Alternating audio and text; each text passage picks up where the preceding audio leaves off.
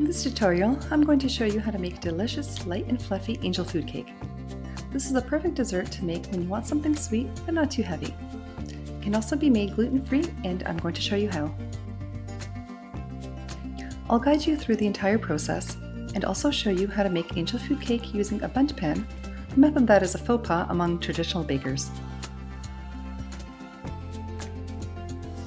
I'm Kat, and welcome to my channel. You can pause the video here and read the differences between angel food cake, chiffon cake, and other sponge cakes. The ingredients are very simple, and you can find the complete recipe in the description below. Preheat your oven to 350 degrees Fahrenheit. You need it to reach temperature for at least 10 minutes before baking your cake.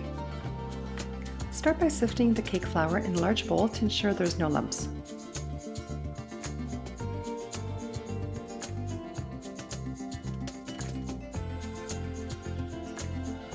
You can use a spoon for assistance if your sieve has a very tight mesh. Then, sift the icing sugar in the same bowl. Again, you can use a spoon for assistance.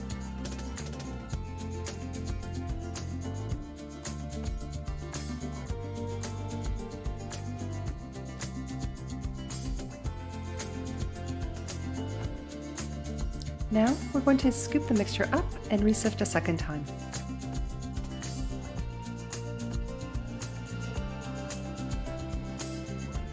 The second sifting is extremely important to ensure your angel food cake is extremely light and fluffy with no lumps.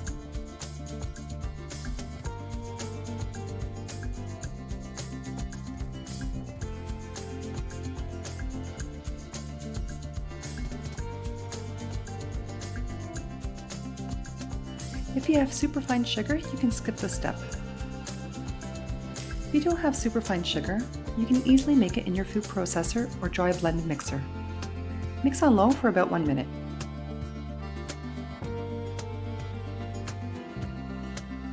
The texture will be powdery, but a little coarser than icing sugar.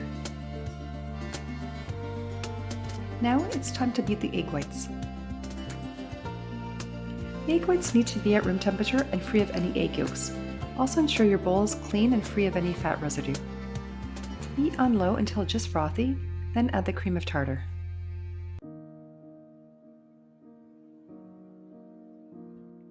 Continue mixing on medium-high speed until soft peaks, then add the superfine sugar a little at a time.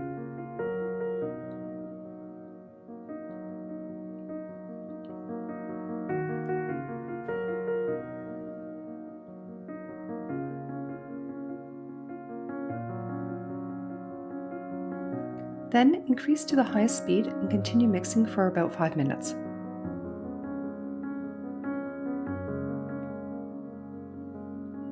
The meringue will be creamy and dense and will look like whipped cream with stiff peaks.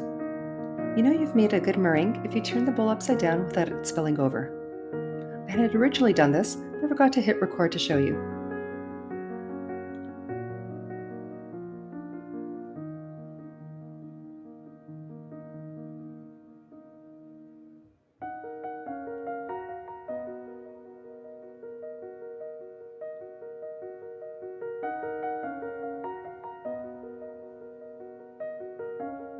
You can pause the video here to read on how to achieve the perfect meringue.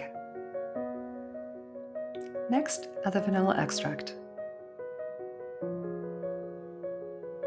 You can either mix in your vanilla extract or fold it in, but only add the vanilla extract after you've established a dense meringue so that it doesn't cause it to collapse.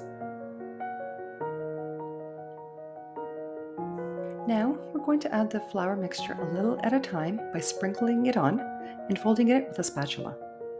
Ensure all the flour is mixed in from the bottom and sides, being very careful not to overmix as you don't want to collapse the meringue.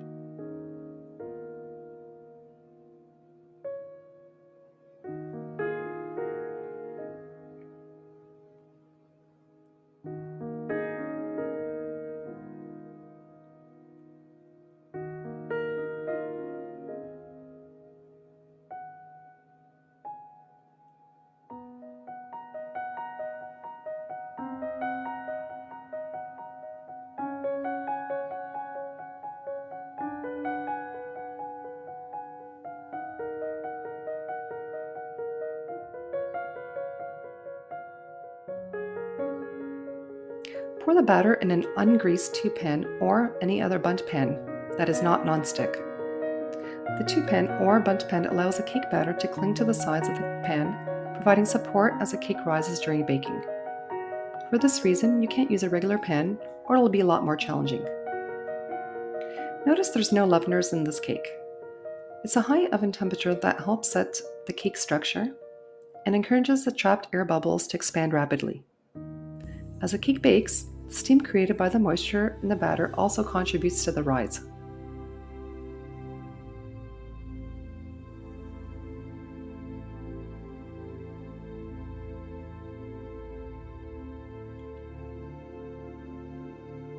Ensure the batter is spread evenly and into the crevices of your Bundt pan if using.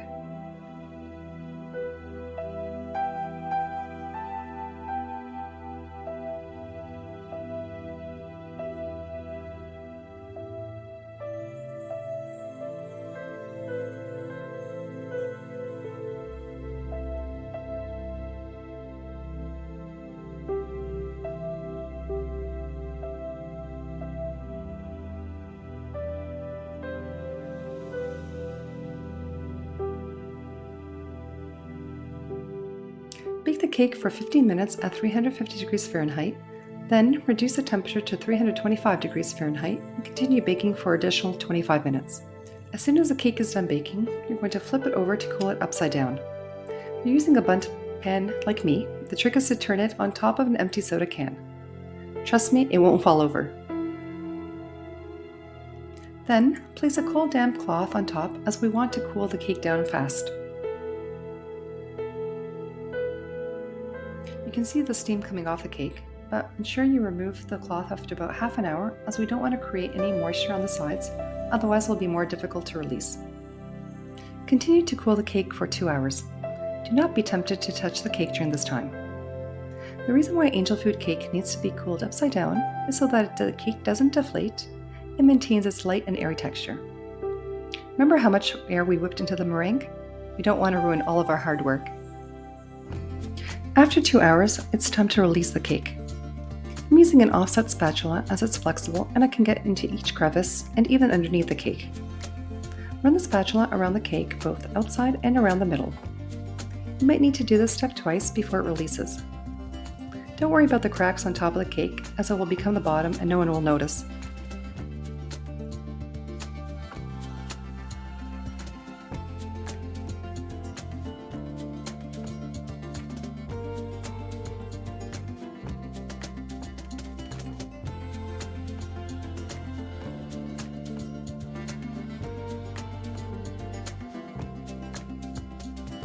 Flip the cake upside down and voila!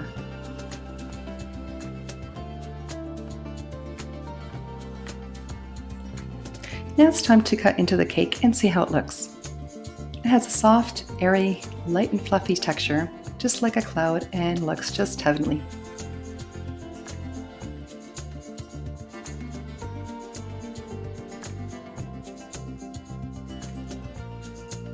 Taste test time. It's pillowy soft, sweet, a little chewy like meringue, with a very delicate vanilla flavor. I can hear the angels singing behind me now. Since this cake is very light, I would pair it with some fresh fruit and whipped cream, or a delicate sauce, nothing too heavy.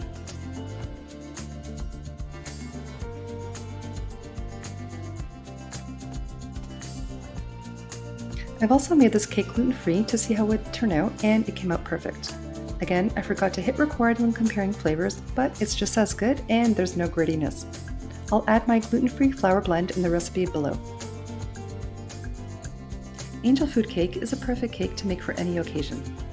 I like to pair it with fresh fruits or berries and whipped cream to make it even more heavenly.